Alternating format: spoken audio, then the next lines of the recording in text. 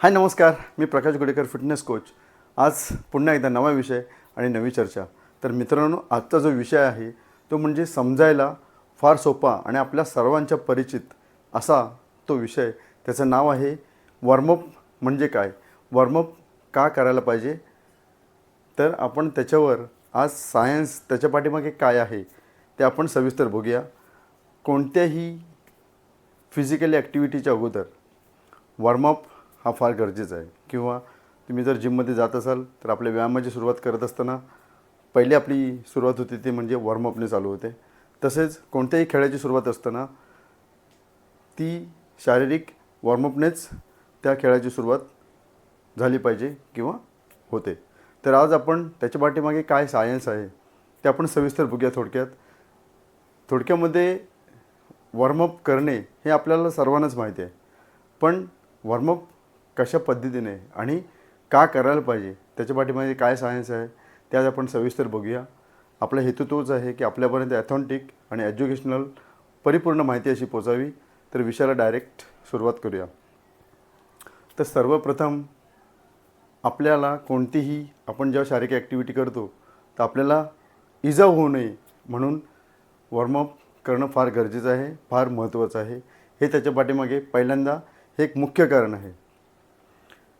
त्याचप्रमाणे muscle strain, connective tissue किंवा muscle sprain आणि मसल स्पॅझम इत्यादींचे नेहमीचे कारण म्हणजे सुनियोजित वॉर्मअप न करणे.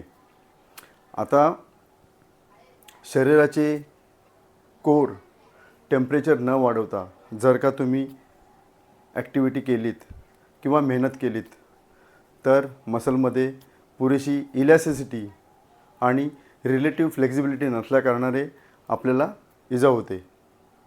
तसेच जेव्हा हे मसल किंवा जसे हे मसल वॉर्म होतात तसे त्यामध्ये इलॅस्ट करण्याची क्षमता वाढते आणि त्यामुळे आपले जे मसल्स आहेत ते इजांपासून ते लवकर सावरतात. उदाहरणार्थ एखाद्या पुरुष किंवा स्त्रीने जर का ट्रेडमिल सारखा जर का कार्डिओ ॲक्टिव्हिटी जर का ती करत असेल, हे मी उदाहरण देऊन सांगतो आहे.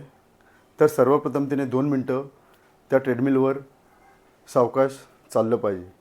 त्याच्यानंतर 2 मिनटांनी भरभर चाललं पाहिजे, म्हणजे पटपट चाललं पाहिजे. त्याच्यानंतर 1 मिनटाने जॉगिंग चालू केलं पाहिजे आणि त्याच्यानंतर त्यांनी तुमचा जो काय ठरलेला जो रन असेल तो चालू करावा. अशा पद्धतीने तुमच्या व्यायामाची सुरुवात असावी. तसेच उदाहरण नंबर 2 सांगतो की वेट ट्रेनिंग करत असतानासुद्धा पहिल्यांदा तुम्ही संपूर्ण शरीराचा तुम्ही एक कार्डिओ वॉर्मअप करा. त्याच्यानंतर तुम्ही जे ठरवलेले आहे मुख्य वेट, मग ते बार्बल बेंच प्रेस असेल किंवा डेडलिफ्ट असेल किंवा शोल्डर ओव्हरहेड प्रेस याच्यासारखे कंपाऊंड मुवमेंटसाठी जर का तुम्ही जर महत्त्वाचं वेट जर ठरवलं असेल, फॉर एक्झाम्पल 100 किलोचा जर डेडलिफ्ट मारायचं असेल तर तुमची सुरुवात कशा पद्धतीने झाली पाहिजे. तर त्या महत्त्वाच्या वेटपैकी 25% हे वेट त्या वेटने तुमची सुरुवात करायला पाहिजे आणि त्या वेटने किमान 20 ते 25 रेपिटेशन तुम्ही सुरुवात केली पाहिजे. आणि नंतर मग तुम्ही तुमच्या ज्या टार्गेट वेट आहे म्हणजे तुमचं जे महत्त्वाचं वेट आहे त्याकडे तुम्ही हळूहळू टप्प्याटप्प्याने गेलं पाहिजे. तर अशा पद्धतीने जर सिक्वेन्स तुम्ही केलीत तर तुम्ही इजांपासून फार लांब राहू शकता आणि तुम्ही सुरक्षित राहू शकता. तर हे कारण आहे वॉर्मअप का करायला पाहिजे. तर विषय सर्वांना समजला असेल तर जरूर जिमला जाणाऱ्या तुमच्या सर्व फ्रेंड्सना हा विषय शेअर करा. आणि चॅनलवर जर का नवीन असाल तर चॅनलला सबस्क्राईब करा. आणि पुढच्या व्हिडिओला आपण लवकरच एका ॲथॉन्टिक इन्फॉर्मेशनचं घेऊन येणार आहोत. तोपर्यंत मी आपली रजा घेतो आणि इथेच थांबतो.